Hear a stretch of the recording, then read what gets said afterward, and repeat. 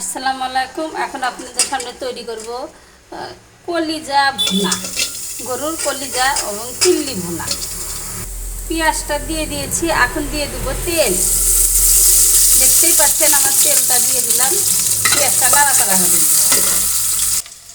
দেখতেই পাচ্ছেন আমাদের পেঁয়াজটা ভাজা হয়ে এসেছে। এখন সামান্য দিয়ে দেবো সামান্য পরিমাণ পানি,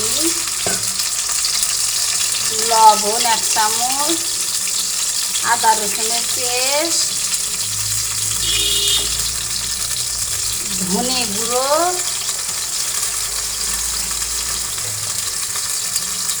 জিরে গুঁড়ো, হলুদ গুঁড়ো আর মরিচের গুঁড়ো, আর দিয়ে দেবো গরম মশলা গুঁড়ো। দিয়ে এভাবে মশলাটা কষিয়ে নেব। দেখতেই পাচ্ছেন আমাদের মশলাটা কষানো হয়ে গেছে।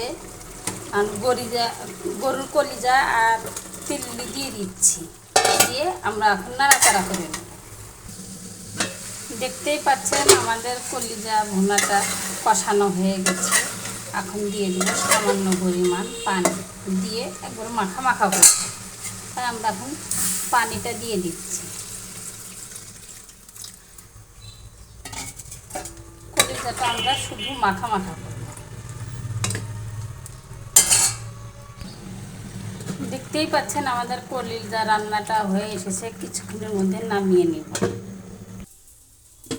দেখতেই পাচ্ছেন আমাদের কলিজা ভুনাটা হয়ে গেছে। দেখি কেমন হয় কমেন্টে জানাবেন।